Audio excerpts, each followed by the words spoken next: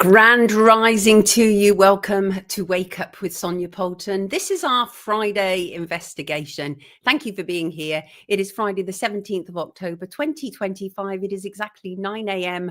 British summertime, and a grand rising to you all. Annabella's finally managed to catch us live, which is absolutely wonderful. Good morning to you all, to Merv and Peter and Colin and SMG and Sarah and Marlena. And there's so many, I'm missing them, and Cavan and London Lady and Crazy Jane and more besides, and MT Soul and Shin. Good morning to you all. Thank you for being here. Welcome to the show that knows royalty is a thing that will get you into places, but it doesn't mean you are doing or saying anything impressive or for the greater good. That is what we are about today. We are going to be looking into the role primarily of 4 of the younger royals. So let me get right to it. 'Tis no secret I am an anti-monarchist and I want to abolish royalty. I make that very clear. That's not something that I hide. So I was intrigued by an email from a viewer with similar views to me. Claire wanted me to look at what she described as the constant push for, in quotes, good mental health from, in quotes, the palace, and how the younger royal members have active campaigns and are speaking far and wide about this. To quote her, she said, "At first glance, it looks great. Here are these highly influential people speaking openly about mental health issues and to millions of people, including children. But," she said, "the more I looked, the more concerned I became." Well, as you might imagine, this intrigued me. But I also thought, yes, these people irritate the hell out of me, and their very existence as royalty is wrong. But is it such a bad thing that they use their platforms to talk about human issues that matter, like mental and emotional issues? On the surface, that looks like it could be a positive thing, right? Excuse me. So I had to ponder that. Is it possible, despite my own biases, that they are a collective force for good in the arena of improved mental health? Certainly, the British royal family and their fans seem to think they are. And in the interests of fairness, I went searching for an answer. And my conclusion, which I will set out today, is not only are these people, let me just bring up an image of them so that we can see who we're talking about, not only are these people historically ill-equipped to be lecturing the rest of us about good mental health and emotional honesty, which makes what they are doing potentially damaging, because you can't be trotting around the world giving huge platforms to talk about an issue that you don't really understand. You understand it from the inside, but that's a whole lot different from looking at it from the outside. Anyway, there is more to this, so much more to this, and that includes the push for wider and harmful agendas against the rest of us. And I think they have a nerve telling the rest of us about better mental health when we are dealing with a family that has a history of hiding mental health issues even up to the present day. The reality is we are being gaslit by people who are useful tools for propaganda. That's the reality. And I will explain why today. It's curious to me that both Charles's sons and their wives, although apparently estranged from each other to a degree, are all romping around the world and on the same mental health issue. Why do these young royals insist on doing this when they themselves are emotionally and psychologically damaged and come from an ancestry of mental illness? The only one I can say out of the 4 of them who doesn't have that kind of history, but that is also because she's extremely secretive, is Kate Middleton. The reality is, before you mouth off to other people about what they should and shouldn't be doing with their lives, shouldn't you take care of your own corner first? Because I will tell you, these people have not. Presently, both Harry and William and their wives are leading the new frontier of royals and telling us about the importance of good mental health. Well, that's a fantastic message, right? But who are they to tell us? What makes them proper and appropriate instructors and guides? As many people know around here, I am fascinated by human psychology, so much so that in my 40s, I gained a degree in it. It interests me. I think human psychology is in everything and should be introduced at primary school level. Obviously, today's show may have psychological or emotional triggers for some people with what I'm about to say. So I'm just giving you a heads up on that. Equally, if you are a royalist, this will definitely trigger you. So you might want to log off now. It's entirely up to you. Clean hands, first of all, because I think this is really important. And that is, I come from my own history of mental health issues. I was abused. I was orphaned at 11. I attempted to take my life. And a number of things. I twice attempted to take my own life when I was in my teens. And I don't tell you any of this to do a poor me, not at all. I consider that these things have actually are all part of what makes me who I am. And I have no shame or no kind of outstanding residual emotional issues attached to any of those things that have happened to me. I tell you that simply to have clean hands going into this subject. So I'm not doing today's issue to mock anyone who is prepared to speak out about the stigma and taboo of mental health issues. However, the royals and anyone who marries in are subject to privilege and immense influence, and that means what they are saying and doing must be open to scrutiny. So October is a month largely given to raising mental health awareness. This week, the Mental Health Bill returned to Parliament and progressed to its third reading in the House of Commons. The idea is to reform the Mental Health Act of 1983 to strengthen people's rights, to reduce inequalities. When I was studying psychology, it was a known fact that due to all manner of discrepancies within our health system, oftentimes people who are Black, people who were brown, are subject to discrimination within mental health services. That's a fact. That's historic. That's been going on for decades. And so part of this, the reformation of the mental health bill, is to address those inequalities that are taking place. And the reality is that despite decades of evidence and lived experience and testimonies pointing to systemic injustice, the bill that is going through Parliament does not go even halfway far enough in establishing concrete, progressive mechanisms for true mental health change in the UK.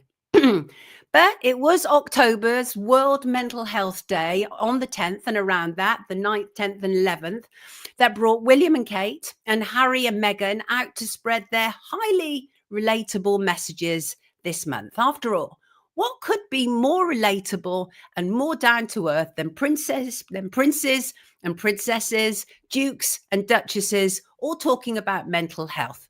So William had this front page. He was filmed meeting a widow who had lost her husband to suicide. This was incredibly powerful stuff, except it was empty public relations for the palace, because when William and company were called upon to deal with suicidal thoughts in their own family unit, they failed miserably. More of which shortly. So this was on the front page of the Daily Express, and it was all sort of carried across all mainstream media, because mainstream media is absolutely captured by what the royals want and how the royals want to be depicted. And even when you get an occasional, like the Daily Mail, which is most likely to ask questions of the royals, it will be couched in certain terms, so it's not as damning as it probably needs to be. Anyway, so this was William. This is what William was doing. Kate was out and about with their charity all this month. And in New York, Harry and Meghan, they were speaking at Project Healthy Minds. Let me just find an image there. Project Healthy Minds. And they received an award as Humanitarians of the Year. How I laughed. More of which later. So this mental health drive is not new amongst the royals. Before Meghan arrived on the scene, Harry, William and Kate launched Heads Together.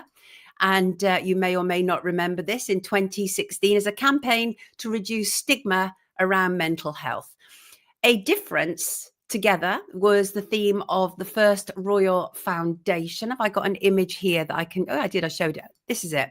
This was from 2018. This was when Meghan was joining the firm. This was a joint event featuring Prince William, Kate Middleton, Prince Harry and Meghan Markle. And during it, the foursome discussed their sort of collaborative charitable works.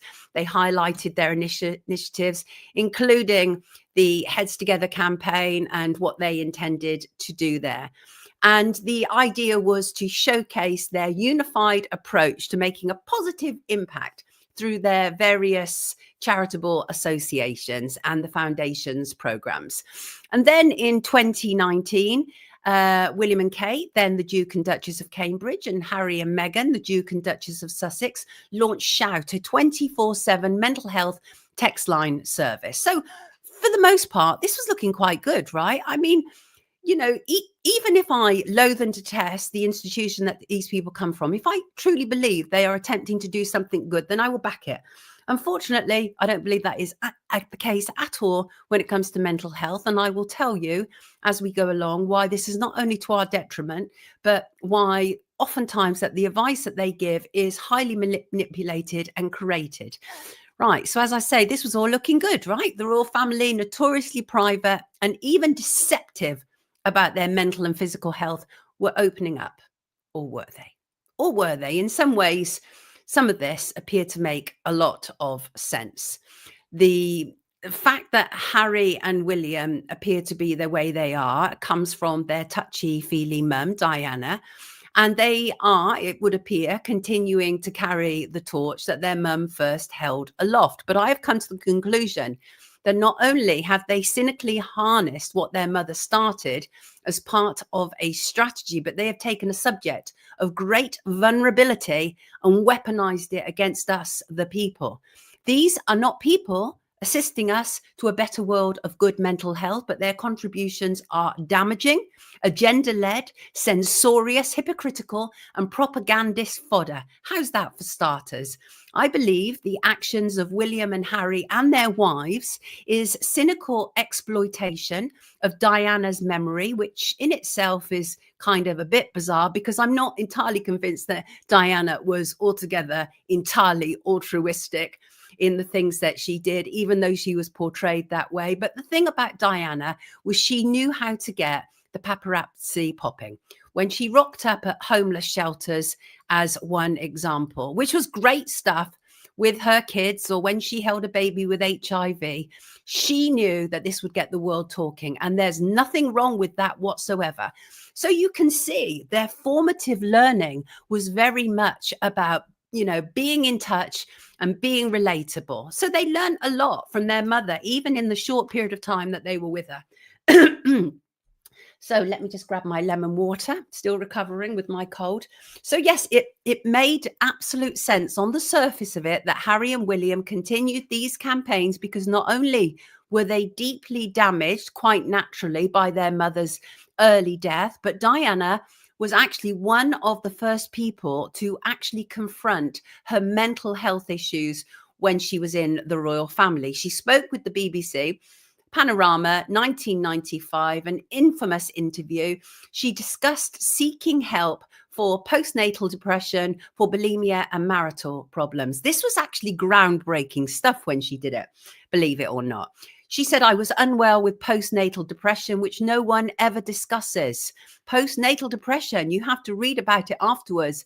And that in itself was a bit of a difficult time. You'd wake up in the morning feeling you didn't want to get out of bed. You felt misunderstood and just very, very low in yourself. She added that it took her by surprise because she had never had depression in her life, which I'm not entirely convinced was true, because Diana had also talked about difficulties as a child and the divorce and separation of her parents, and how her father remarried, and she nicknamed her stepmother Acid Rain.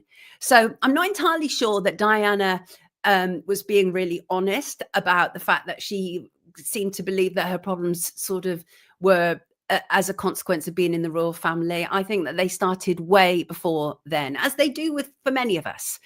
She said that she received a great deal of treatment, but I knew in myself that actually what I needed was space and time to adapt to all the different roles that had come my way. I knew I could do it, but I needed people to be patient and give me the space to do it. Well, of course, famously in the royal family, they didn't. And she had eating disorders. She was said to have thrown herself downstairs. And all of these things were for her. She was screaming for attention, not as in, just give me attention. She was screaming for help. That's what she was screaming for. And when she was asked about, why was it so difficult within the royal family for her to have these things, she said, well, maybe I was the first person ever to be in the family who ever had a depression or was ever openly tearful. Well, she knew for a fact that she wasn't the first person to ever have a depression or any of those things, because the royal family and the royal history is actually littered with it, although a lot of it was hidden. And the thing is, this interview was absolutely key because it gave the public a wider look at how the royal family dealt with mental health issues. And mostly it was to hide them and stigmatize them. And one of the things that Diana said in the interview, she was talking about kind of like the men behind the scenes. And these are like the courtiers and the people who were advising Charles and the royal family. And she said that it gave them all a wonderful new label that Diana is unstable and Diana's mentally unbalanced. And unfortunately, that stigma seems to have stuck on and off over the years, she said. And again, that gives you an insight into what was going on at the royal households in terms of people with mental illnesses. And because although Diana had come from that sort of quote unquote elite background and had that kind of ancestry, she still wasn't from the royal household. She still wasn't. So she was still behaving in a different way. She'd been a nursery school teacher. It's completely different to what she became as a princess. And the reality was the so-called great supporting royal family could not handle Diana's emotional issues at all and constantly leaked information about her and her mental state to the British press. That happened. This is not new. Palace have long leaked information about people struggling with mental health if they are starting to prove a problem for the royal family. And that includes Meghan. It is known. It is known that the royal households leaked both information on both Diana and Meghan to do with their mental well-being. Those are the realities. While they may seek very extensively to hide emotional and physical issues about royals who are in, royals who are on the way out are demonized and stories are leaked about them. This is the truth. But the reality is Diana, like Meghan in many respects, was a scapegoat for the royals. And the royals, as I say, have long had issues with mental health. So just to be clear, I just want to outline this so that we're absolutely clear about this. There are mental health issues such as depression. There are disorders such as ADHD and autism. There are mental illnesses such as schizophrenia. There are mental disabilities such as learning difficulties, which come in an assortment of different ways. I worked with adults with learning difficulties, and there were all manner of issues from people being unable to just simply dress themselves to one woman in particular, once I had helped her to dress herself, I would return minutes later to find that she had taken off all her clothes and put them on again inside out. So those are more on the spectrum of mental disabilities. All of these things, I should say, mental health issues, disorders, mental illnesses, and mental disabilities have all impacted the royal family, past and present. Only you wouldn't know it because they've done everything they can to seal this kind of information. And royalty has to be perfect role models. That's always been the idea. And the Queen maintained that. The idea is they have to be unblemished people without problems and without issues. But it's been a big, fat, damaging lie. And the institution has hidden this and perpetuated this and is now claiming to be the same institution that has arrived with its young royals who will sort out the rest of the world's mental health problems. What absolute bunkum. This is manipulation of the highest order. And it has to be said, of course, that this pair, the nation's grandmother, Queen Elizabeth II and her husband, Prince Philip, were genuinely terrible role models in terms of good mental and emotional health to their children. It was all about a stiff upper lip. It was about stoicism, not giving in to emotion and feelings. The Queen was seen as profoundly practical, even cold to her children. She was seen as someone who starved her children of affection, except Andrew, of course, who famously is her favourite child. And you can see what a narc he has turned into. Nonetheless, the Queen was also pushed to do mental health public relations during various addresses over the years, including during one Christmas message. She spoke about the importance of perseverance. That's right. Even at the most challenging of times. She said, when life seems hard, the courageous do not lie down and accept defeat. Instead, they are all the more determined to struggle for a better future. Here's the thing, Queenie. It's a whole lot easier to deal with challenging times from the comfort of a palace with people waiting on your every move than it is to deal with challenging times when you can't pay the rent and are facing eviction. But these people are raised to be out of touch while claiming to be relatable and understanding of the rest of us. It's a lie, obviously, clearly a lie. And then in 2019, she hosted a reception at Buckingham Palace to mark World Mental Health Day. The royals, as you can see, have a love for World Mental Health Day. It says they are doing something to make a difference, when the reality is it's all public relations. And some of them have been through therapy. So when it comes to talking about mental health issues, it's fair to say that the royal family, as I said, have had their fair share, and many of them have had therapy. No shame in that whatsoever. I also have had therapy, and good therapy can be a lifesaver. King Charles, as one example, was said to have attended therapy for at least 14 years after seeking help in the early years of his marriage to Diana. This was when he was conducting an illicit affair with Camilla.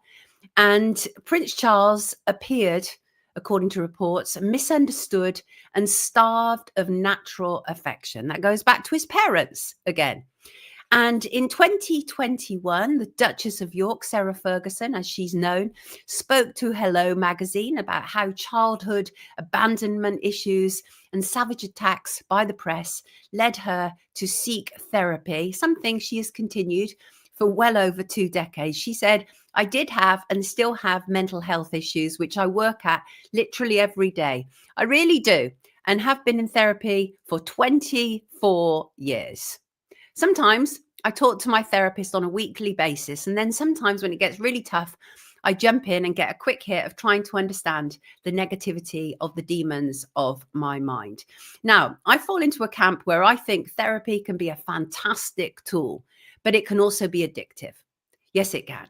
And I would say that spending 1/4 of a century in therapy sounds like an addiction to me. And when you look at the character we're talking about, Sarah Ferguson, she has multiple addictions, spending addictions, multiple addictions, sex addictions, you name it. She's had it all. She's been through it all.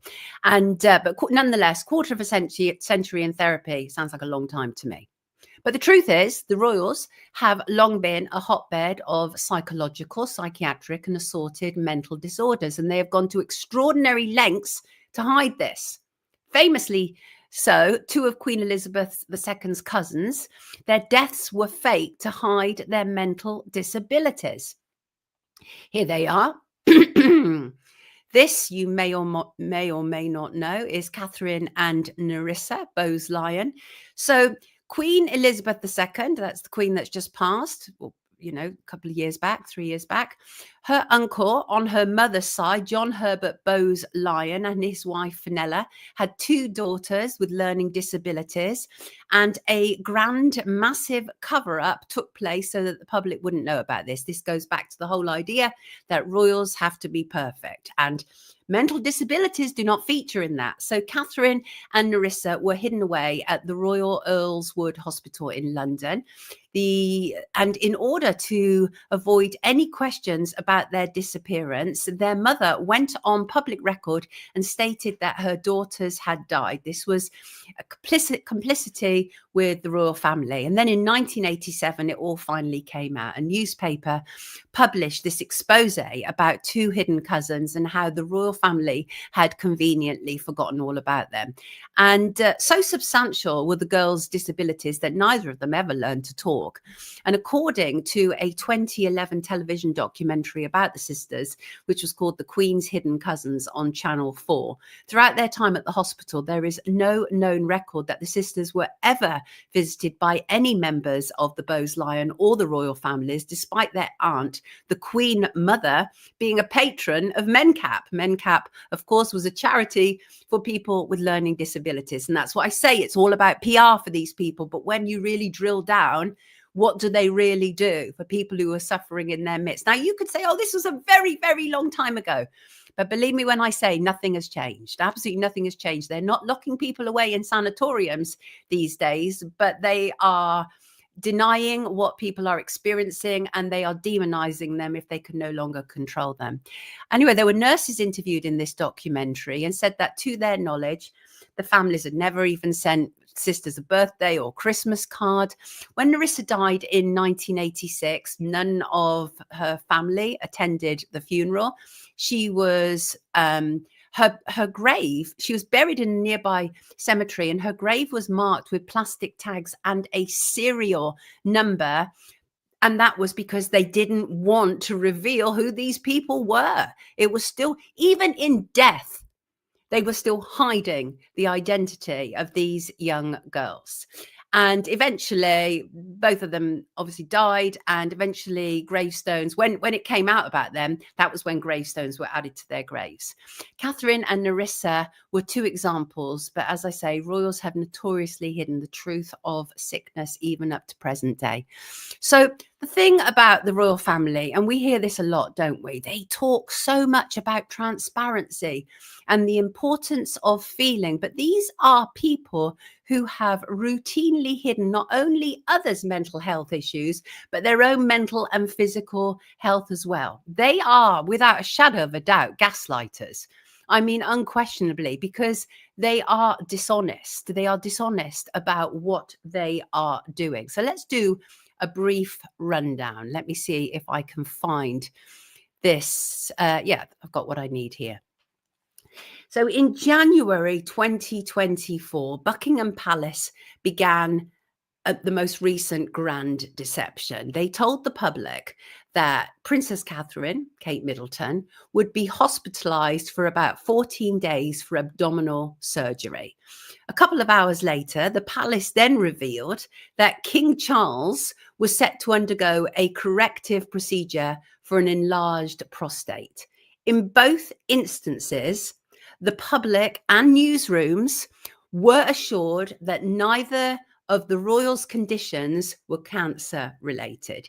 And there were many, many rumors going on about this. But despite all the rumors and despite the media and people that I'd worked with for a very long time saying, this is not adding up, this is not making any sense. You know what the legacy media did? They ran with it anyway, because the legacy media is captured. So they played along with it. Of course, details of the health issues were kept under wraps for a bit longer before the announcement later that year that both were apparently dealing with cancer diagnosis, which again turned out to be more deception. And there was a great deal of deception that was taking place and speculation. And Kate hadn't been seen for 2 months and appeared to be in hiding, and then released this image. And this image on its own was highly deceptive. Multiple Photoshop amendments to this. And we were told that Kate had photoshopped this and put it out. They actually want us to believe that. They want us to believe that the most famous royal family in the world, the daughter-in-law, fiddles around with Photoshop and creates all of these lies in the image and then puts it out to the general public. That in itself was a lie. it will go through many channels before anything reaches the public gaze. So that in itself was a lie, a grand deception that they were all part of. But we were told that it was Kate who had created this falsified imagery. And there was a great deal of speculation, as I say, in newsrooms. And a lot of it revolved around the idea that William was having an affair and actually Kate was suffering with mental health issues and had essentially locked herself away from the world because she could not deal with what was going on. Now, that sounds like a lot of gossip, right? But actually, it went much further than that. And the allegation was, and it was only an allegation, but unfortunately, one of the parties actually added fuel to the fire. And the allegation was that William was having an affair with their friend Rose Hambury, the Marchioness of Cholmondeley. And US chat show host Stephen Colbert actually repeated this and received a legal threat from Miss Hanbury, who denied the affair. So the royal family, the whole thing is never explain, never deny, never do that, right? Never explain, never complain. That's the whole royal family thing, which came from the Queen. So they didn't comment on it at all. But that Photoshop picture gave us an insight that all was not well. All was not fine. Heavily Photoshopped, just of her and the children, and that appeared after she'd been missing from public view for months. This is standard royal deceptive fare. During Queen Elizabeth's reign, the monarchy went out of its way to keep the public from finding out about any health concerns the royal family was dealing with, and it has been this way for centuries. Buckingham Palace has gone to great lengths to keep royal family members' health issues relatively quiet. I think famously, and this goes back to like King George III, who was actually referred to as the Mad King. And so the history of mental illness goes far, far back in the royal family. And by the time that George III had died in, I think it was 1820, his illness, even though they tried to keep it hidden, his illness had become relatively well known. And they said that it had been caused by a hereditary blood disease called porphyria. But modern doctors and historians say that's not actually accurate. They believe that George III had bipolar disorder, as one example. And then there was the time, for another example, when Queen Elizabeth's own father, George VI, was diagnosed with lung cancer, and the public was kept completely in the dark. They were told that he was undergoing a procedure to remove structural abnormalities. And the palace also did their damnedest in covering up the fact that the Queen's sister, Princess Margaret, had battled for years with depression. In 1996, I think it was the Irish Times, let me check, that was the Irish Times, they published an article about Princess Margaret's experiences with depression. It claimed that she was suicidal during the breakdown of her marriage to Anthony Armstrong Jones. And there was a biography of Queen Elizabeth II, and it suggested that Margaret's friends had long been concerned about her mental health issues, which had been routinely covered up by the palace. And in 2000, more reports about Princess Margaret's mental health issues surfaced. The claim was that she rarely, at this point, even left her bedroom. She was severely depressed. And the palace said that she was ill from a stroke, because they were quite happy at that. They realized they had to do something. They realized they had to say something. So they found it preferable to say that it was a physical sickness rather than a mental sickness. Royal biographer Andrew Morton believed that the palace did everything in its power to cover up the fact that Margaret had significant mental illnesses. And he said, let's face it, Margaret had depression, and in the royal family, you were not allowed to be depressed. They lived in a world where illness was dealt with by going for a long walk, and mental illness was ignored. And if you think that has changed, then I have a bridge to sell you. And also, we don't even have to go that far back to also remember further deceptions to do with the Queen herself, because when she was hospitalized in 2021, the palace lied to journalists. She spent a night in hospital in 2021. And when journalists approached Buckingham Palace to ask about it. Reports were not forthcoming. And the royal household has gone even further. And that is documents pertaining to her hospitalization have been sealed for 100 years. So we still don't know why Queen Elizabeth was hospitalized, because they've sealed it for 100 years. Why would they do that? Giles Brandreth, a friend of both Prince Philip and the Queen, went further and claimed that the Queen had bone marrow cancer. And but that was never confirmed. And the real state of Prince Philip's health was never conveyed. We really didn't know. In his last days, the palace did everything they could to hide the fact that he was dying. And then there was when King Charles had a very serious polo accident. They described it as a tumble. Actually, it was an extremely bad and dangerous fall that he thought he was dying. To that point, the palace played it right down. So that is what they do. And that is what they have historically done for a very, very long time. And more recently, the palace did not want the public to know that Meghan Markle was dealing with depression. And I believe she was, even though the horrendous Piers Morgan claimed that, he thought that was all a lie. And that obviously led to him then walking off of Good Morning Britain. That was his last day there. So I believe she was dealing with depression, because you only have to look at her family history to see that there are problems there. Now, let me just be really, really clear here. And that is, I have no more time for Harry and Meghan than I do for William and Kate. But the truth is still the truth. And that is, Meghan Markle almost certainly had what she described as pregnancy, as depression during pregnancy. And when she was giving this tell-all interview with Oprah Winfrey, which actually was I just found it really cringy, but it was insightful in many respects. And she talked about having severe depression, and she talked about how the palace had failed to look after her. And Harry has talked about this as well. They said that they denied her request to get any help, basically telling her that it would not look good for the royal family if word got out that she was depressed. So that is the true royal attitude towards mental health issues. That's the true royal attitude. And when Oprah Winfrey asked Harry how he dealt with Meghan's depression, he said that he was ashamed to take the matter up with his family. That was not a conversation that would be had, he said.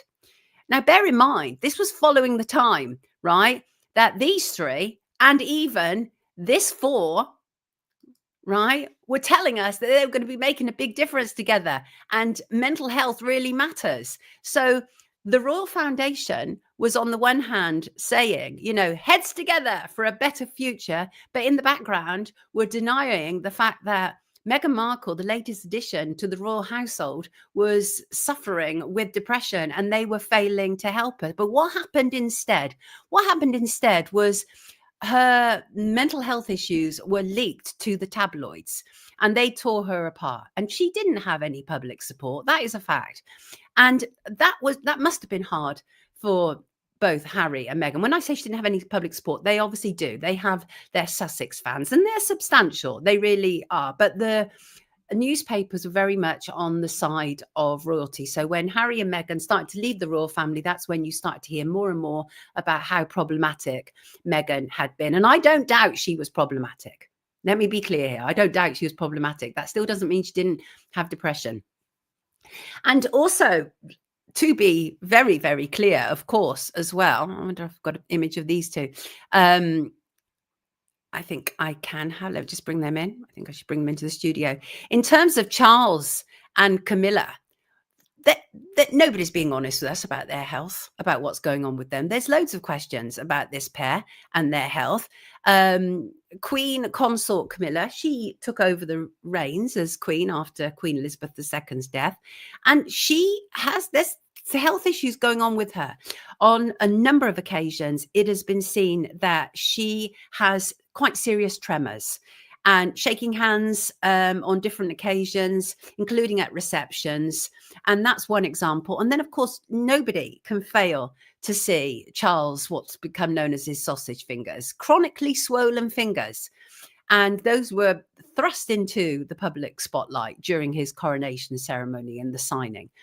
And there could be many underlying conditions that point to why he has swollen fingers. But the bottom line is you, me, the public, the people who actually pay for these people aren't being told the truth. We're not. They don't consider that we should be told this, because it will ruin the royal marketing plan. And the royal marketing plan is always to look and be perfect, of perfect health, both mentally and physically. But it's all a lie, and it's manipulation, and it's gaslighting, and it's wrong.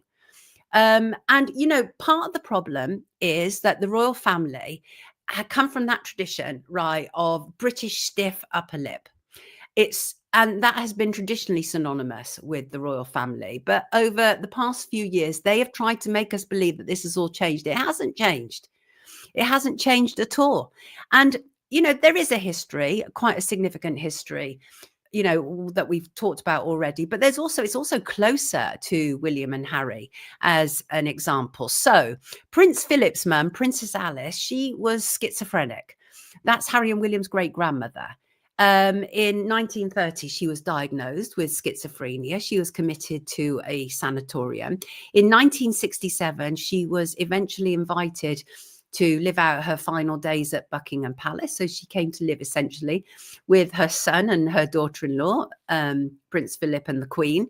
And she died in 1969.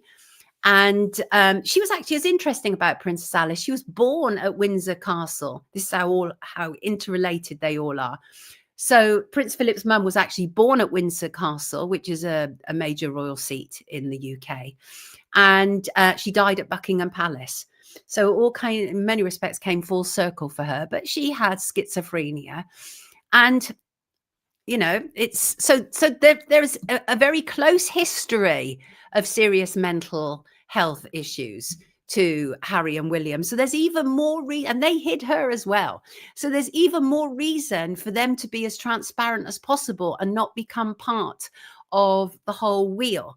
And some people are like, well, yeah, but Harry and Meghan are different. They're different to what William and Catherine are doing. But as you will see, that isn't the case. That is not the case at all. And I want to talk about the agendas behind this whole mental health issue as well. But first of all, I'm laying the groundwork so that you can see what the kind of path that I've been on, where after I'd received Claire's email, I was just like, well, actually, on the surface, obviously, I don't like royalty, but isn't this a good thing? But actually, the more that I unpack, the more I realize that not at all. And we are all being gaslit and manipulated.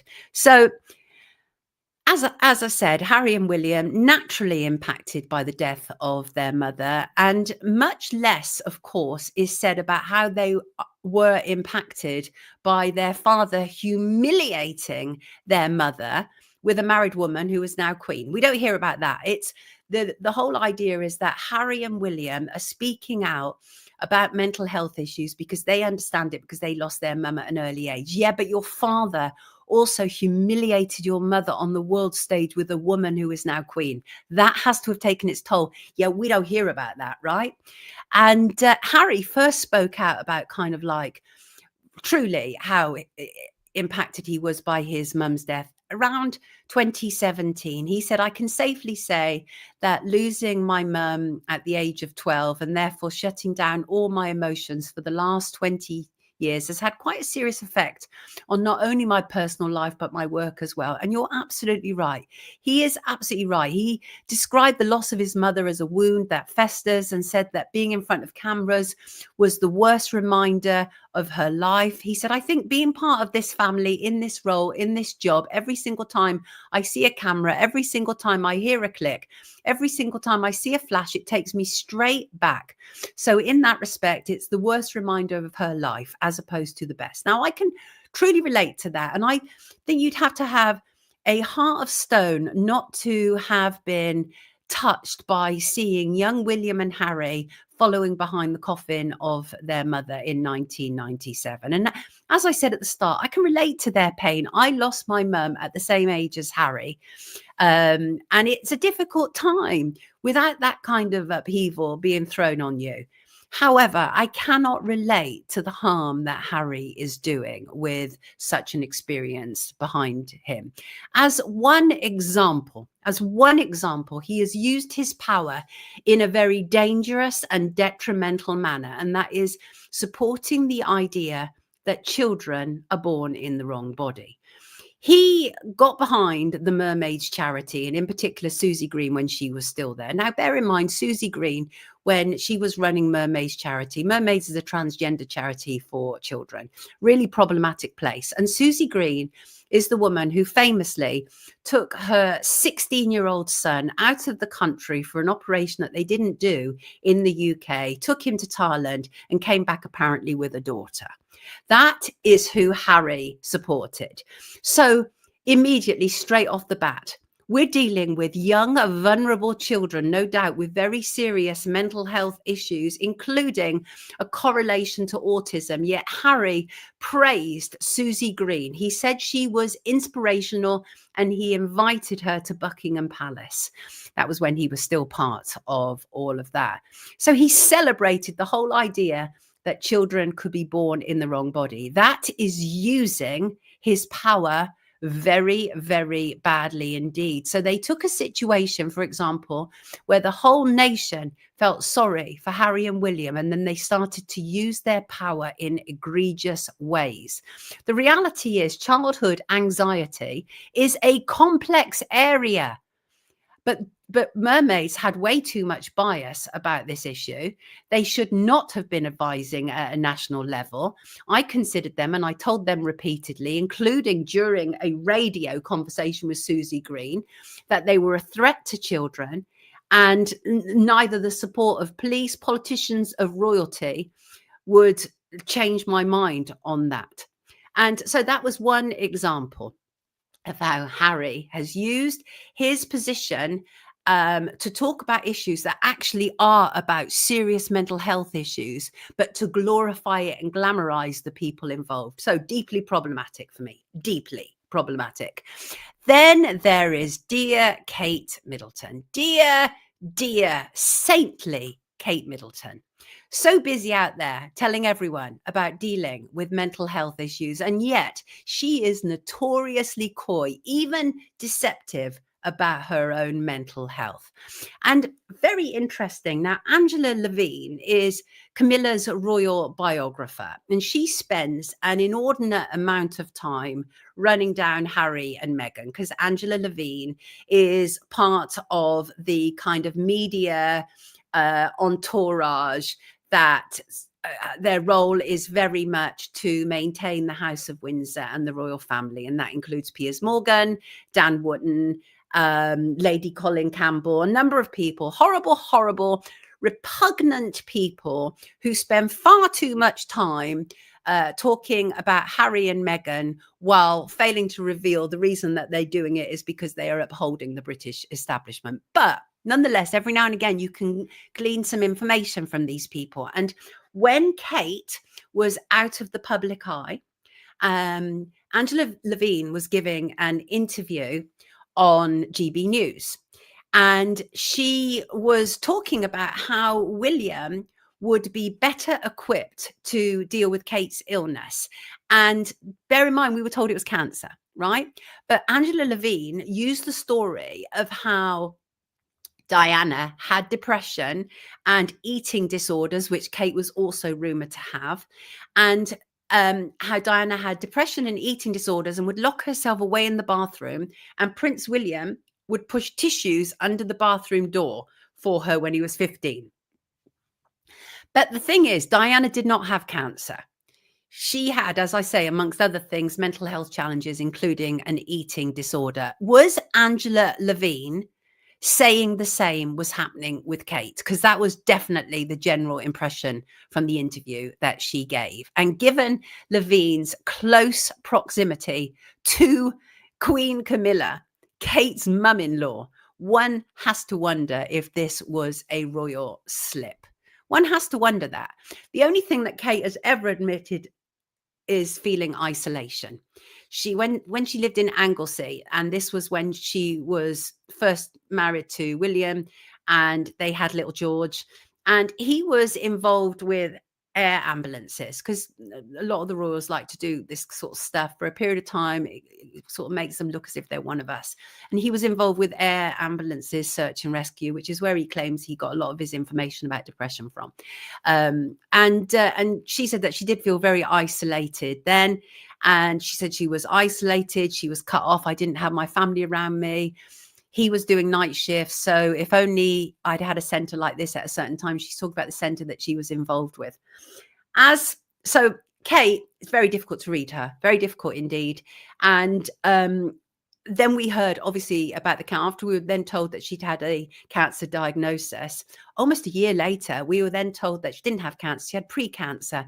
They continually played fast and loose about what happened with Kate Middleton last year. We still don't know the truth. We still don't know the truth. I know for a fact that one fairly famous TV presenter was at a gathering and claimed actually that Kate's absence was due to an eating disorder, and they did not want the public to see her, and she was also dealing with depression. And there was also, of course, the rumors that William was having an affair. Now, these are all rumors, and I must be very clear about that. But the problem is because Kate is fantastic on PR. She's really, really good at presenting herself, superb. But you can tell that she is someone who keeps her hands hidden. That's the reality about her. And as for Meghan and Harry, I'm going to be straight here. The pair of them are perpetual victims. They really are. Harry and Meghan have been given everything that money can buy, and they are constantly whining. They never stop whining. They are awful people who want to lord it over the rest of us while claiming to be down with the kids. That's what they do. They are both addicted to whining. That's what I would say. Meghan clearly comes from a dysfunctional family. I mean, as dysfunctional as Harry. She's sold her father and step siblings out, and they have done the same to her. The clues were there on Harry and Meghan's wedding day when only her mum from her family was there. That was a massive statement. And, you know, as I say, Meghan has a lot of people analysing her, and some of it is just horrible, ugly, nasty, gossipy shite. And I didn't want to be like them. But the truth is, she's not just irritating, she's deeply problematic. Her actions towards Harry are controlling. You don't need to watch them for any great periods of time to see that. She is dominant over him. She is constantly moving him along. Her critics talk about Meghan and the claw, and they do have a point. They really do. I just did a small little collage of Meghan moving him along on a constant basis. She also does this kind of like double death clutch with him where she grips onto him for dear life. Now, she did talk about this in the Oprah Winfrey interview to a certain degree. But Oprah Winfrey, that was a pity me interview. It was gut-wrenchingly awful. But she did address her tactile behavior with Harry. It's kind of like a nervous tick. She says that it's like she reaches for Harry.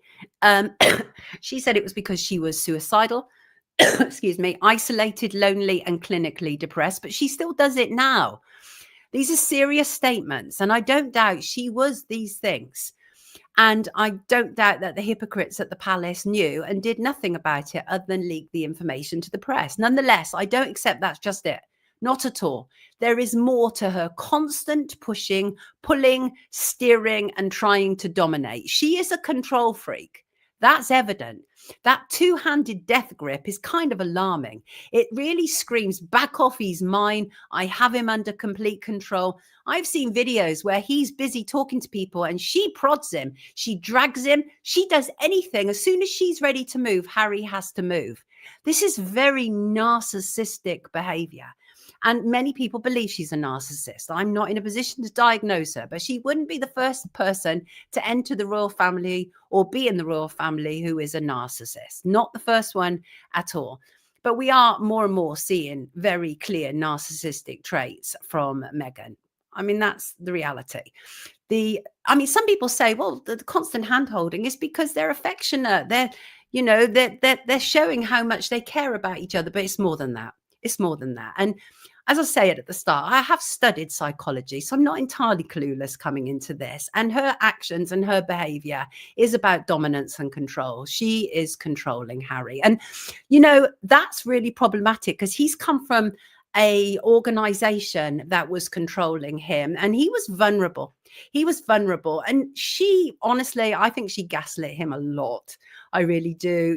There was the whole issue about her wearing the same perfume as his mum, as one example, her claiming not to have any kind of interest or knowledge of the royal family. And then those images popped up of her outside Buckingham Palace when she was a young teen, and all those different things. I don't think Meghan is an honest person any more than the rest of them.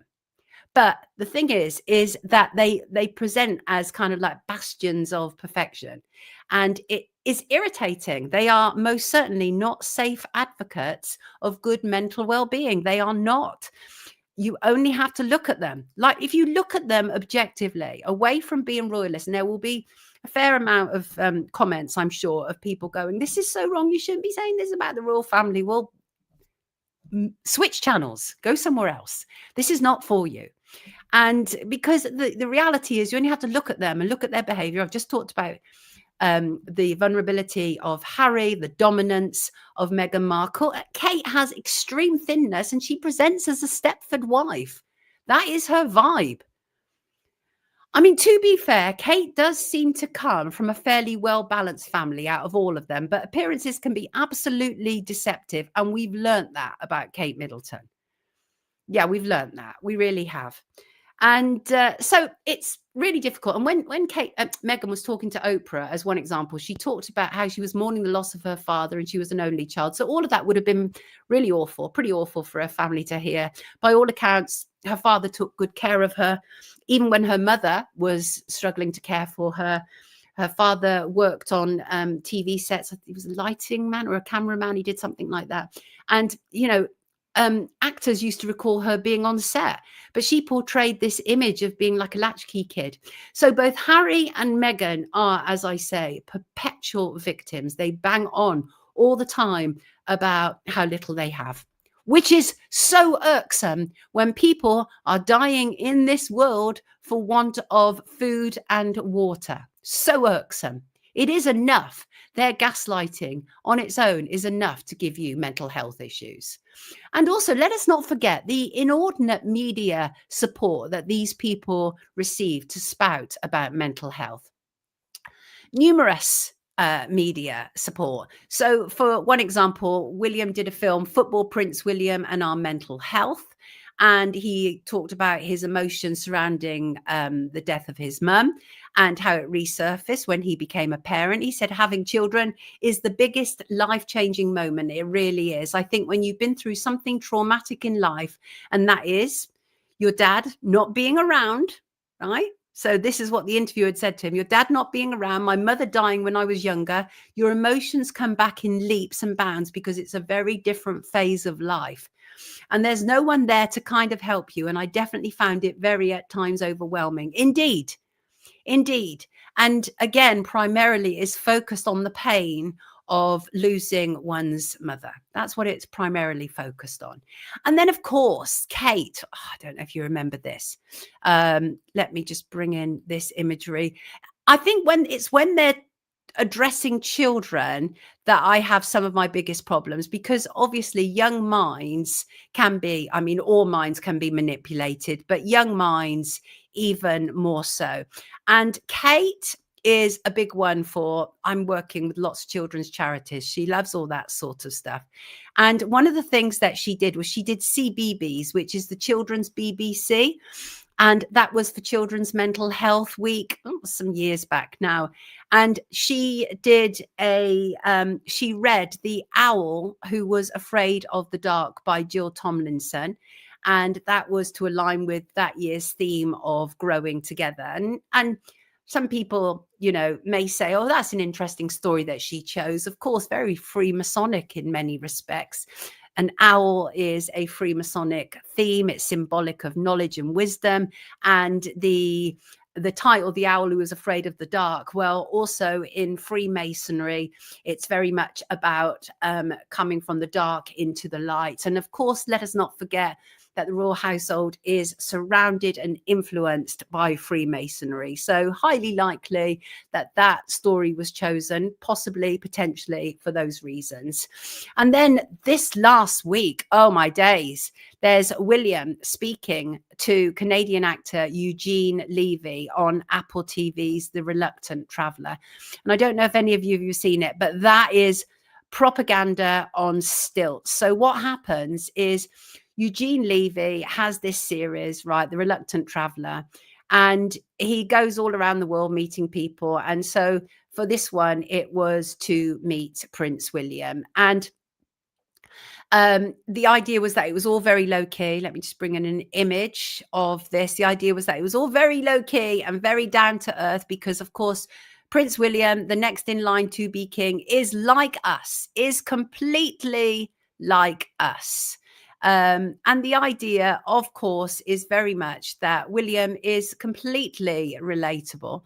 There we go. Look, there's an image.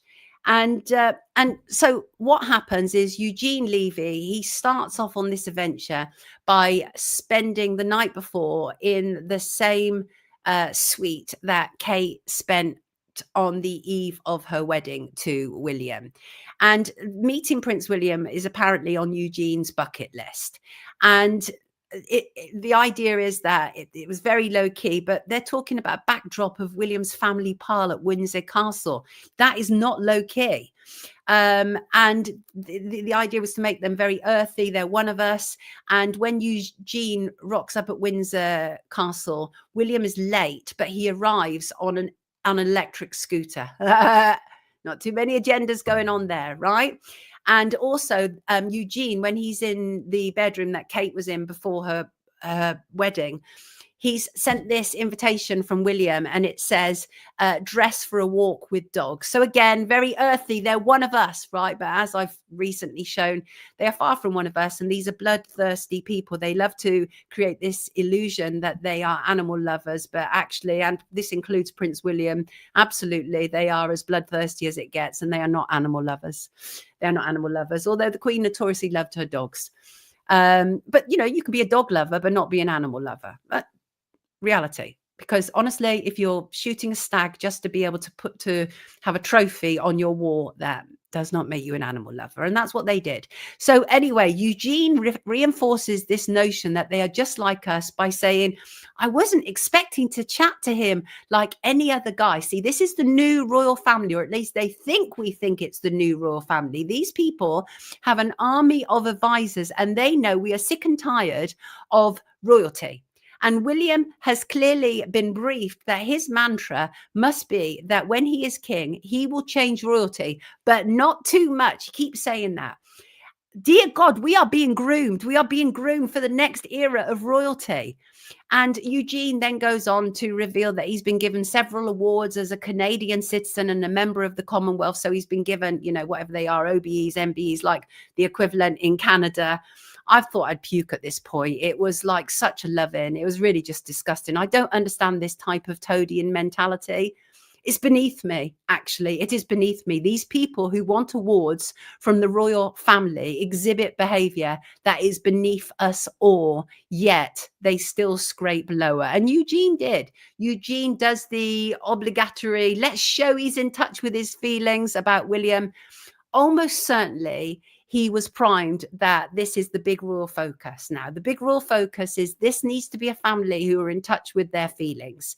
And Eugene, for his part, he asked William if he'd ever felt overwhelmed. And William said he used to about the idea of being king, but with age, he's grown used to that idea. Imagine growing used to the idea of becoming king. That's how out of touch you can possibly be. Other than that, he said his family make him feel the most overwhelmed because they're his family. He's talking about his young children and Kate. And for someone who is spreading the big touchy-feely messages, he doesn't really elaborate too much on that. And it's all very general. But then that's their approach to mental health, right? It's about saying, oh, we must raise awareness about mental health, but not really drilling down. Not really.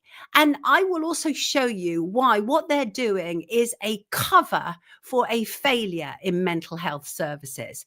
And, it was quite interesting. After this interview, you had like the kind of style magazines were reporting that Harry and Meghan took the idea that William was going to reform the monarchy, but not too much, as a direct threat that they would have their titles revoked when William is king. Now, Harry and Meghan, again, love to gaslight us. They like to create this illusion that they're one of us, but they love the privilege and they love the titles. And also, by the way, I am not convinced at all that William and Harry are that attached, actually. William has a hardness towards him that Charles doesn't have when it comes to Harry. Charles met Harry recently, and it certainly seems like Harry is probably attempting to come back into the royal family.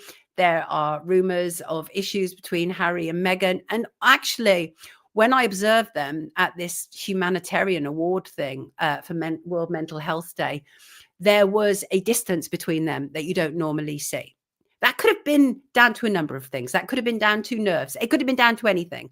But I'm just saying, as my own observations, not as somebody who routinely looks for the smallest, pettiest thing to say, oh, they must be falling apart. That was a very discordant, like, get together for them. They were not kind of like together at all in it. And when they were kind of like bringing each other on to speak, they were like doing this kind of like double tag team. They were not as engaged with each other as they normally were. So those were just my observations. It might mean nothing at all other than they were nervous.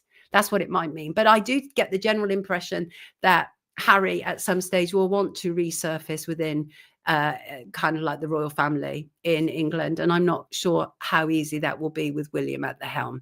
And so the more I thought about it, it's clear at the most base level, when royals are talking about mental health and wanting to help people, they are absolutely gaslighting us.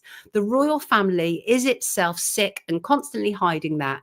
And what gaslighting to lecture the rest of us about mental health? Because one issue, actually, there's a number, which I'm going to show, but one issue that they do not address, which is a leading cause of mental health issues and depression and suicide, and that is money troubles and poverty. Poverty is a major factor in mental health. Major. These people could quite literally, quite practically do more than words. They could put their hands in their pockets if they really cared. William and Harry have both inherited extraordinary wealth. Harry was given around £17 million from his grandmother, and she was said to have left him that much because she knew that William would benefit so greatly financially from becoming king, because he inherited all of the kind of like the duchy estates. And William gets a huge income every year from the duchy estates. It is reported to be £24 million a year. Then they had £10 million inheritance from their mum, Diana. These people aren't Jeff Bezos wealthy, actually. The royal family aren't, but they have millions in the bank and they live off us taxpayers for much of their existences. Plus, they live a palatial existence. Life is good for them. All the markers that make up a great deal of mental health issues and depression around the world do not apply to them, and yet they systematically fail to address them on any real level. They do not have to worry about making ends meet, but they like to make lots of nice PRE sounds about the importance of caring about mental health while failing to address root causes. As one example, in the most recent poverty statistics in the UK for 2024, there were approximately 14 million people, which is 21% in the UK, who lived in poverty. Child poverty rates remain high at 31%. And poverty is defined by the inability to pay even basic bills, such as food and rent. The people cannot meet basic needs: water, shelter, healthcare. And it's there are a significant lack of services available as well, which again the royals fail on, and I'm going to talk in more detail about that.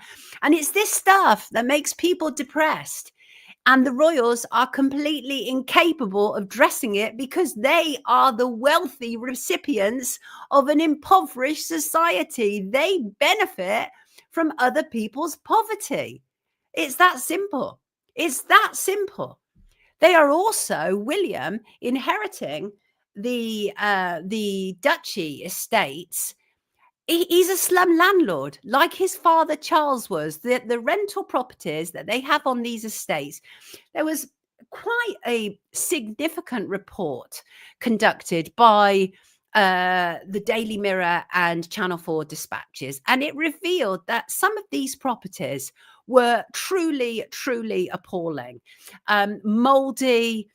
They didn't even meet the basic standards for energy efficiency, which is hilarious because both Charles and William are part of the World Economic Forum, the whole Build Back Better, Sustainable Living, the 2013 UN goals, and it's all about sustainability. Yet their own properties, much like the mental health of in the royal family, are ignored. Right? So it's all public relations, it's all PR, it's all what can we say and do that the public can see, rather than what can actually we do in the background that could improve the lives and conditions of the people renting properties from us. These people are outrageously gaslighting us. The housing conditions on their estates are notoriously bad. Their greed is endless and legendary. It is. That is a reality. And then, of course, there's another huge, massive issue that impacts people's mental health and well-being that, again, the fabulous four fail to address. And that is child sexual abuse. The absolute failure of these mental health warriors to address the royal relationships with mass abusers, Jeffrey Epstein or Jimmy Savile, is a massive elephant in the room. Have they ever acknowledged the pain Uncle Andy has caused? No, because this and what they are doing is not about addressing the root cause of mental illness, but about profiting from it. The reality is that the royal family are complicit in covering up issues of child abuse. We know that. I've looked at that extensively. The Queen, on behalf of her son, Andrew, paid millions to Virginia Giuffre, who claimed that she had been trafficked to Andrew by Jeffrey Epstein. And in fact, they are releasing Virginia's book, I think it's this month, after her death. She died in April. I'm not quite sure why they're releasing it now, why it wasn't released before. All of that's a bit odd and dodgy. But one of the things that it says in the book was about how Andrew saw sex with her as his birthright. And so clearly lots of problems within the royal household, as we know. But none of these fabulous four people, Meghan, Harry, Kate or William, have addressed the very serious long-term damage that is done by survivors of child abuse, and certainly at the hands of people heavily associated with the royal family. This is a problem. This is really a problem that they are failing to acknowledge that these things are taking place. So all of the stuff that they do about mental health, really, it's a cover, but it's more than that. It's an agenda. And that is really important. And they also propagated the biggest lie and damage on a nation with their promotion of COVID and coronavirus. Most of the leading royals were said to have had coronavirus, said to have had COVID, including Charles, including William. And the reality is, and figures bear this out, our collective mental health is worse after the lies that were visited on us, and the royals are part of it. But do they address that? Do they? Hell. And you know what is so ironic? Saintly Kate, right, has been pushed to the forefront to deal with the fallout of people's mental health in the last few years. She's the patron of the Maternal Mental Health Alliance. It's a UK-wide charity, brings together over 100 organisations, apparently to ensure that women and families affected by mental health challenges have access to high quality, comprehensive care and support. And the Royal Foundation, their Royal Foundation, which is where this all came about, that's the Royal Foundation, granted, we were told, nearly 1.8 million in supporting frontline communities following COVID-19. 1.8 million is a drop in the ocean for these people, almost certainly tax deductible. But all they do is say, oh, people really struggled after COVID-19, but they don't go into detail because they daren't, because they are part of the lie. But the reality is, and as I say, statistics bear this out, is our collective mental health is far worse after the gaslighting, mass gaslighting. And what happened to us? What happened to our loved ones? People were watching on iPad as their elderly loved ones were dying. The royal family don't address stuff like this. No, they don't. They're like, COVID-19 happened. It was really terrible. We were all sick from it, but we're going to give you 1.8 million for frontline organizations to help people's mental health. That's what they do. It's merely the tip of a substantial iceberg, because here's the breakdown: how much COVID-19 has impacted mental health. The Centre for Mental Health estimates that in 2022, mental ill health cost the UK economy approximately 300 billion. This was due to increased demand for mental health services and the associated sort of societal and financial costs which are attached to that. So there were 6,069 suicides registered in England and Wales in 2023. This is an increase compared with 2022 and the highest rate seen since 1999. What happened between 1999 and 2022? It was the COVID. It was the COVID, the fakery, the scenario all around that. And I'm being really careful here, because even though YouTube have started reinstating videos that were calling out COVID, they still haven't gone that far. So I have to be careful. But people watching this are in no doubt whatsoever of my position. And that was, it was a national and international fraud that was visited on us for numerous reasons, including agendas like the 2030 UN Sustainable Development Goals. And so COVID was a dreadful, dreadful thing that they visited on us, of which the royal family fully supported and have still yet to say, actually, the real reason why people are really struggling with this is because people knew they were being lied to, and that has not been acknowledged. Instead, we, are part of continuing to lie and continuing to gaslight people. This is the awareness the royals should be raising. They should be raising the fact that we have a serious deficiency in the UK in helping people with mental health issues. We have insufficient staff. We have increasing demand following C-19. We have inadequate funding. Okay, we have long waiting times because they have privatized much of our NHS. We have patients being failed in inpatients or emergency care. That is happening with people with mental health issues. We have problems with community care issues. Again, lack of decent funding. There is inequality and stigma all around, real issues of mental health. But this bunch gaslighting us, hiding what's really going on in their own households. They're a dysfunctional family. They can't even talk to each other, yet they want to talk to us about feeling and opening up. And also, to be very clear, the mental health charities, of which they are often involved with, are also failing us too. C-19 was a total failure in terms of the mental health charities. The charities knew there was so much lies that being told, but they were beholden to the government not to unduly rock the boat because they received funding from the government. So this is a mass lie that is being visited on us. No wonder our health, our mental health is poorly. Because on top of that, what then followed C-19 was they then created this fake cost of living crisis. And we talk about this often on Wake Up. And the cost of living went through the roof.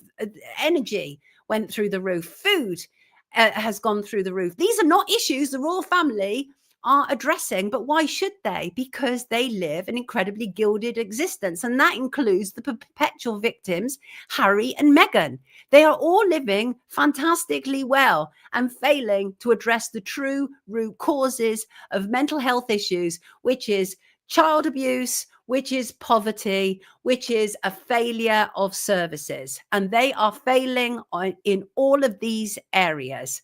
And when they've had people close to them, such as, for example, Thomas Kingston was a great friend of Prince William, and he was said to have taken his own life. He was the husband of Lady Gabriella Kingston, and he died in February 2024.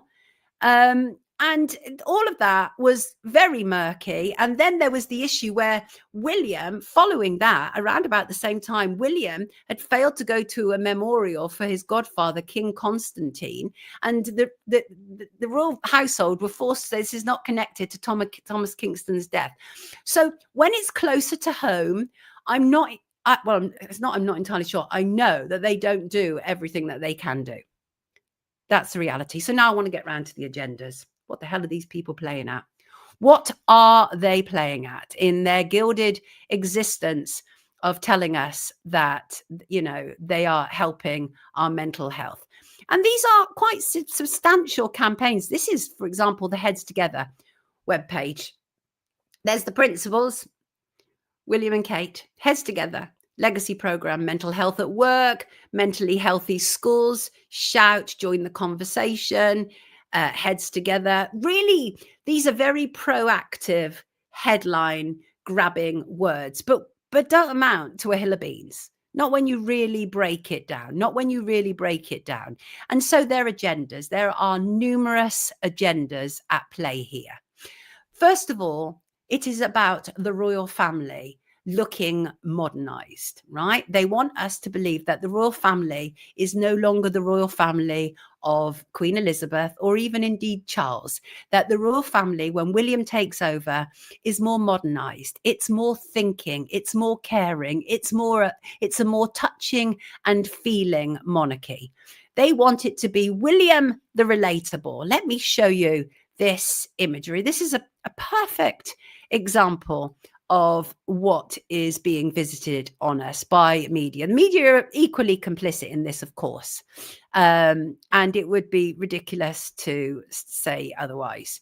So this was what made William's front page for World Mental Health Day, and it's terrible. You can see how relatable. William arrives in his car, and his chauffeur-driven car. This is a woman whose husband has taken her own life following the death of a child. This is really emotive stuff. Heartbreaking. There's William sitting down, having a cup of tea with her. This really is about making William relatable to the commoners.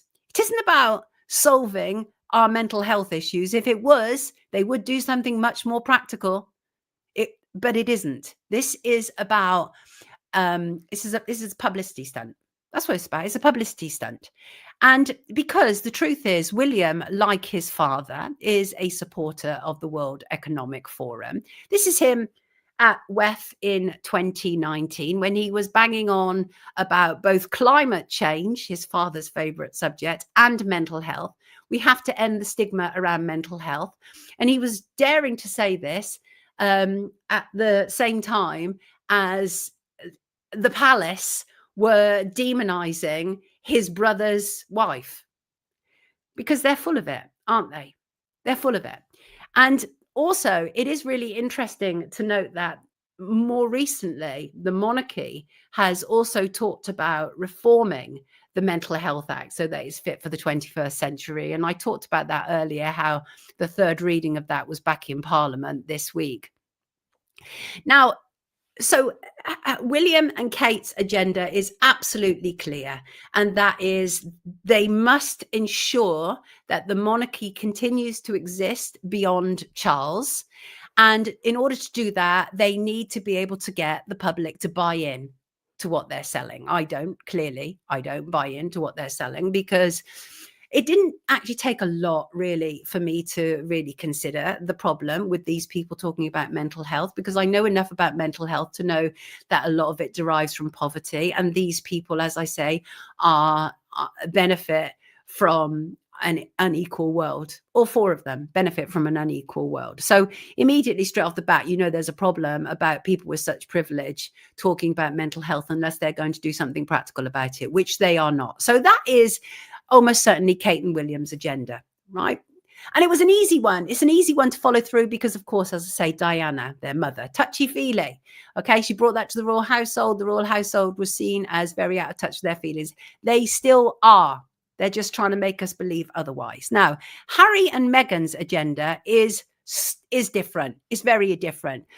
And it's personal. They want to censor the internet because of the sheer volume of negativity that they have received.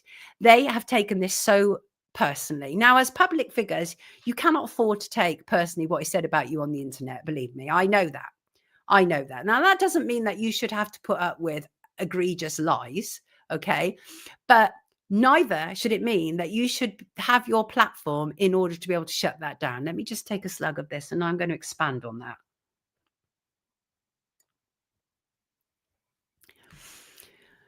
So at this Project Healthy Minds, they used at that time, not only obviously the Humanitarians of the Year award, which is just, it really makes me heave. The idea that this pair have been seen as and awarded as Humanitarians of the Year. But that tells you everything you need to know about awards. But they essentially used it to talk about the dangers of social media. And Harry, upon receiving the award, said, "Tonight we're all here to focus on what remains one of the most pressing issues of our time." Let me share a number with you. I'm quoting Harry directly here. 4,000. That's how many families the Social Media Victims Law Centre is currently representing. Families whose children have been harmed or lost forever to social media. 4,000 cases at just one firm. And that number represents only those parents who have been able to link their child's circumstances to social media use. Well, that in itself, straight out the gate, alarms me, because first and foremost, of course, absolutely horrendous that children should be harmed in any way at all from their use on social media. But we know that's happened. But parents and carers have to take responsibility. Parents and carers are now routinely handing iPads over to toddlers. Okay, so that needs to stop straight off the bat. But social media sites could do more. I would actually, because I now believe that social media is actually quite largely damaging, and certainly to young and malleable minds. I would actually make it that you would need to be 18 to access social media sites. Now, you may disagree with that, and that's absolutely fine, but that's my position. But what I wouldn't do is increase censorship for all social media users. But that is what Harry and Meghan want to do. Rather than target the problem, they tell us that there are 4,000 families who are victims, because their children were victims of social media. And so they are going after, and they've been doing this now for a number of years. This is about censoring the internet, and it's because of the backlash towards them and the questions that are asked about them. Now, I've already covered the fact that I think there is an absolute obsession online with Harry and Meghan, and some of it is really unsavory and just horrible and ugly and awful, from people who claim to be psychologists and all manner of things. And really, they just realize that they can get a huge amount of hits by bad-mouthing Harry and Meghan. That's what they realize. And that I don't think is useful for anybody. But neither do I think it's a good thing to have Harry and Meghan out there purporting to care about our mental health, when really what they're trying to do is increase censorship on the internet. Social media can be brilliant, can have its fantastic uses. You can, for people who are struggling to get messages out. Social media has proven to be a fantastic lifeline. And I don't have problems with that at all. I think that's a great thing. But I also know that children need to be protected from social media. We know that young girls in particular are faced with at least 400 images every day which tell them that their body isn't good enough, and social media is awful. But why aren't Harry and Meghan looking more closely at people they know, like the Kardashians, and the impact they are having on young minds on social media? No, because that's not the role of what Harry and Meghan are about here. They want to censor the internet. That is absolutely what they are intending to do.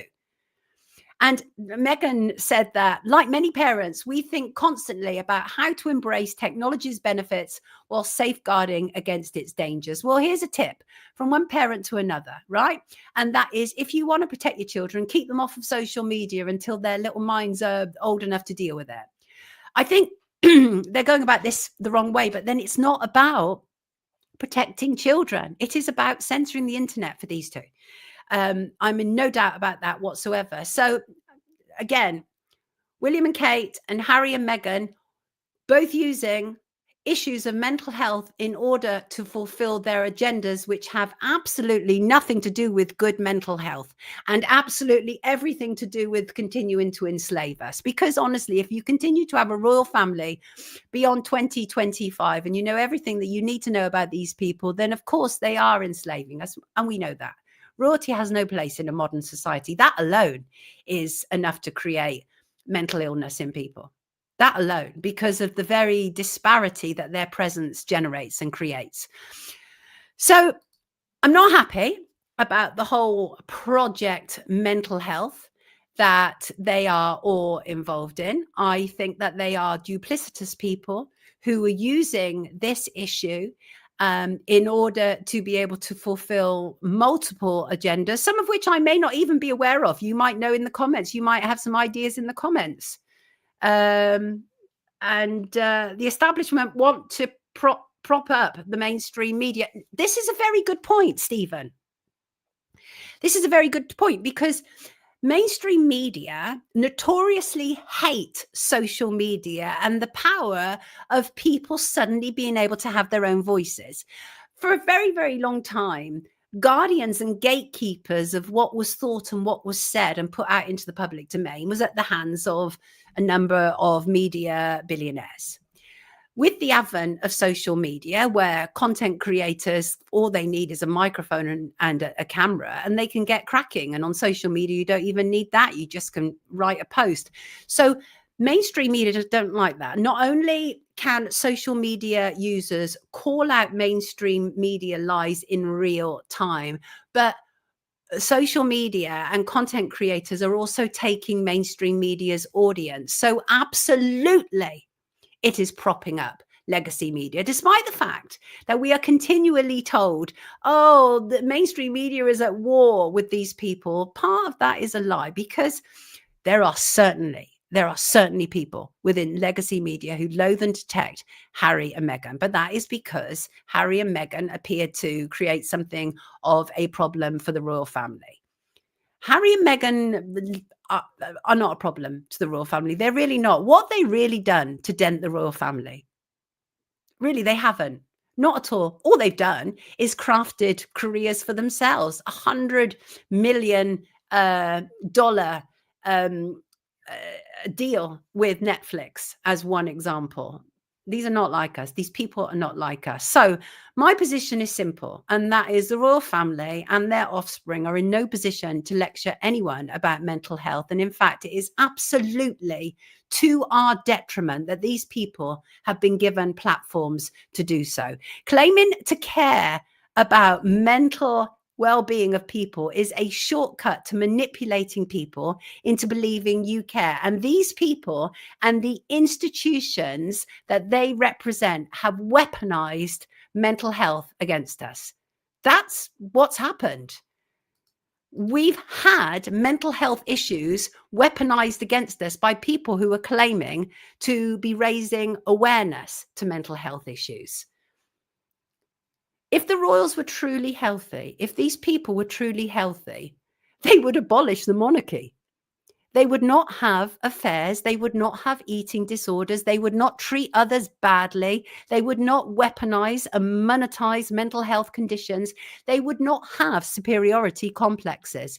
You have to have a superiority complex to function as a royal. You have to believe yourself above everybody else. Now, if that is not a mental health issue, I don't know what is. Harry is so psychologically damaged by what legacy media did and said about his mother that he's waging personal war on them. And who can blame him? Not I.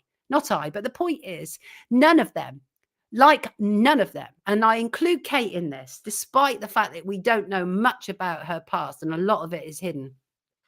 None of them are psychologically healthy enough to instruct the rest of us how to live our lives and on the platforms that they are given.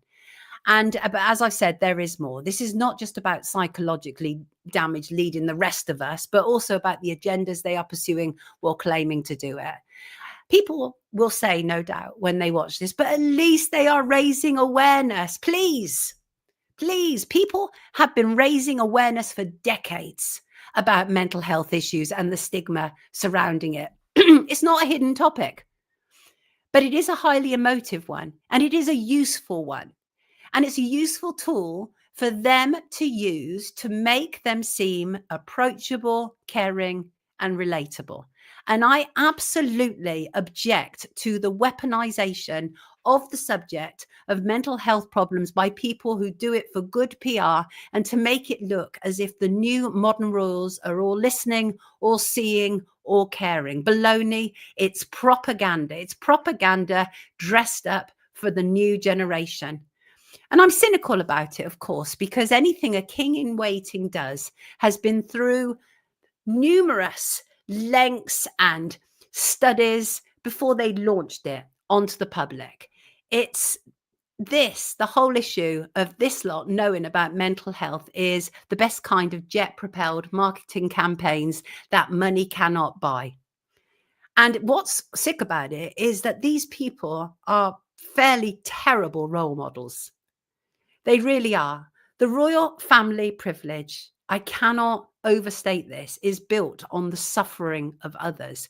We must dismantle them. If we want true good mental health in this world, a good starting point would be to dismantle the privilege of royalty. So for me, the royal family talking about mental health issues is like, well, frankly, Kate and Jerry McCann advising on childcare arrangements. It may sound as if they know what they are talking about, but you know it's based on lack of experience. And going back to my viewer who asked me to comment on this, Claire, she wrote, I am concerned about the propaganda they spread to billions of people. As someone who has dealt with my own mental health issues, I would like to ask your thoughts on the work, in quotes, they do in this field. Do you think it is helpful? I don't. I think it is self-serving, and I would even go so far as to say problematic and dangerous. Well, I agree, Claire. And as someone who understands poverty, as someone who understands abandonment and grief and abuse from an early age, I also understand mental health problems and how some could be cured by environmental changes, the type of environmental changes that they could practically instigate, but choose not to, the type of environmental changes that could be rectified by decent funding. 24 million a year he receives from his slum rental properties. Think about it. So I know the importance of good mental health. I've spent years making sure that mine is as well adjusted and decent as it could be after my start in life. And I know that we are not slacking on knowing the importance of this. More people than ever, as I say, talk openly about their mental health issues. Social media and YouTube is packed end to end with people doing it. But I also know that the royal approach to raising awareness is about their public image and pushing other agendas, as I say, such as internet censorship and a continued monarchy. We are deprived of good mental health care. That's what they should be pushing for. But that's not the point of this for them. This is about how much more, this is about so much more than that, as I say, including the issues that I have covered. If the royals truly want to do anything about the state of mental health in this world, they could start by looking at themselves and realizing their role in the sickness of our nation. And they could start by demanding, yes, demanding that Parliament immediately increase funding to mental health care. It is here, practical terms, that the royals could do some good for people, but it's not, again, about doing good, although it will be hard to convince some royalists of that. I do not believe that any of the royal forays into better understanding and raising awareness of mental health is genuine. We have been sold the lie that the royals cannot be seen as anything less than perfect. They claim to be open, but it's a curated version of events. It's manipulated, and they are manipulating us. The world's most famously dysfunctional and fractured family are out there lecturing the rest of us about good mental and emotional health and stability. The nerve, the entitlement, the overprivilege, the gaslighting.